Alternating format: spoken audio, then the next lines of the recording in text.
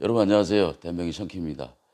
오늘은 운전하다가 한 번씩 겪을 수 있는 상황 있죠. 사고가 나시면 어떻게 대처해야 할지 차에 대한 지식은 조금 있지만 차만 끌고 다니시는 차알못 우리 구독자님들이 많습니다. 한 10년 운전하셨는데 처음 사고 나신 분도 많아요.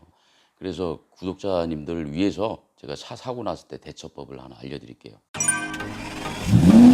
일단 이분은 이제 차가 사고가 났어요. 다행히 이제 100대 0으로 해서 뒤에서 받쳐서 도로에 이렇게 사고가 났습니다. 하지만 이제 당황하지 않고 그 사고 처리를 다 끝내고 보험 접수본을 받고 완벽하게 자기가 이겼다는 거를 증명이 된 다음에 일단 집으로 끌고 오셨어요. 차가 운행이 되는지라 집으로 끌고 오셨어요. 그리고 이분은 굉장히 차분하세요. 춘천에다가 이렇게 집에다가 주차를 잠깐 하루 이틀 해 놓으셨어요. 원래는 이제 남양주 쪽에 좀 알아봤나 봐요. 그쪽에 가시려고 했는데 뭐 이제 저희 유튜브 방송 보고 저희한테 와서 수리를 하셨어요. 근데 이제 요 차 같은 경우에는 왜 이제 제가 영상을 찍는지 말씀드리냐면, 이 차는 뒤에서 데미지가 1년 된 차량밖에 안 돼요. 1 년도 안 됐어요. 수소 전기차인데, 근데 이제 뒤에 백 패널을 여러분도 보시다시피 교환해야 될 상황이에요. 이렇게 좀 밑쪽이 많이 찌그러졌죠. 범퍼 안쪽에 외부 충격으로 인한 내부의 손상이죠.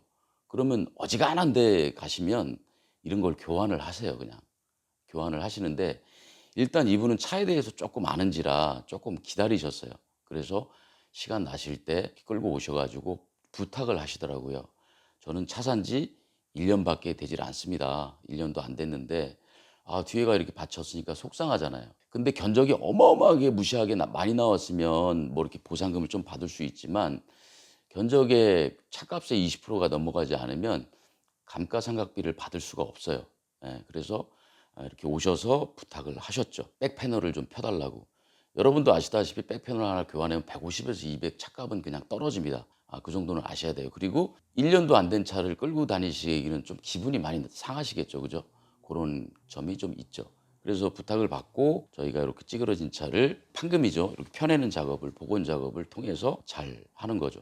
왜 이런 거를 제가 말씀드리냐면, 자, 이렇게 이제 좀 뒷백 패널 같은 경우에는 좀 단단해요. 안쪽에 데미지도 좀 있고, 안 나오다 보니까 잘라낸 건데 안쪽에 또 데미지가 좀 입어서 찌그러져 있고, 그리고 뭐 땡겨내고 다시 용접하고 다시 싹 갈아내서 방청 작업 같은 것도 완벽하게 해서 이렇게 작업을 하는 곳이 여러분들 저희만 있는 게 아니라 전국에 곳곳에 많이 있습니다. 제가 여러분들한테 팁을 드리는 거는, 사고가 나기 전에 미리 좀 알아보세요. 동네든 지역이든 잘하는 데가 있어요. 좀 알아보시고 인터넷이나 유튜브에서 통해서 많이 알려진 곳, 이런 곳을 좀 알아보시면 좀 좋을 것 같아요. 그리고서 사고가 당했어요. 이분도 당한 거잖아요, 사고를. 그런데 사고를 당했으면 다 보상받을 수 있어. 이건 착각이에요, 여러분.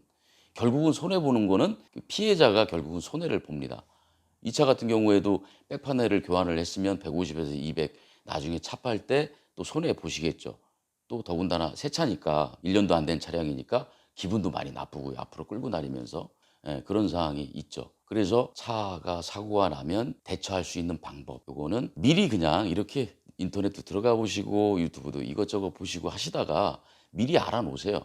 미리 알아 놓으셨다가 정보를 좀 얻는 거죠. 그러면 부탁을 할 수 있습니다. 정비업체에서 일하는 사람은 교환을 원해요. 이런 건 센터 들어가면 무조건 100% 교환이고요. 하지만 일을 하는 사람은 또 일이 힘들어서 교환을 원하는데, 또 여러분이 오셔서 뭐 사장님이나 공장장님이나 좀 여기 뭐 구독자예요, 아니면 여기 뭐 이렇게 인터넷으로 많이 보고 있습니다, 그리고 왔습니다, 이렇게 하면 제가 원하는 건 요 백 패널을 좀 펴주세요, 이렇게 하면 일하는 작업자는 좀 짜증이 나지만, 아이고 우리 저기래 좀 펴주세요 반장님, 뭐 이런 식으로 해서 좀 도움을 좀 받을 수가 있어요. 하지만 이제 인터넷으로 많이 알려진 곳을 제가 가라는 이유는, 그런 데서는 거의 속이질 않아요. 물론 인터넷에 안 나온 데도 속이지 않는 곳도 많습니다. 하지만 이왕이면 좀 이렇게 보셨다가 내가 차가 사고가 당하더라도 내 차에 많이 데미지 가지 않는 작업을 본인이 원하는 대로 하는 곳, 그런 데를 미리 좀 알아 놓으시면 굉장히 도움이 많이 되세요.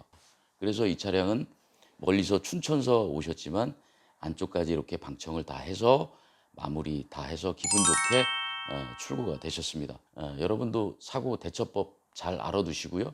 사고가 꽉 나면 너무 블랙박스만 믿지 마시고요. 지나가는 차량 조심해서 조금 멀리 차선 잘 나올 수 있게 사진도 몇 방 찍어 놓고 이렇게 먼저 대처를 하신 다음에 좋은 곳으로 뭐 미리미리 알아본 곳으로 보험회사 견인차 이런 데가 빨리 온다고 해서 거기 턱 맡기지 마시고 돈이 많다면 그래도 되죠. 내 차가 뚝뚝 잘려나가는 그래도 되죠.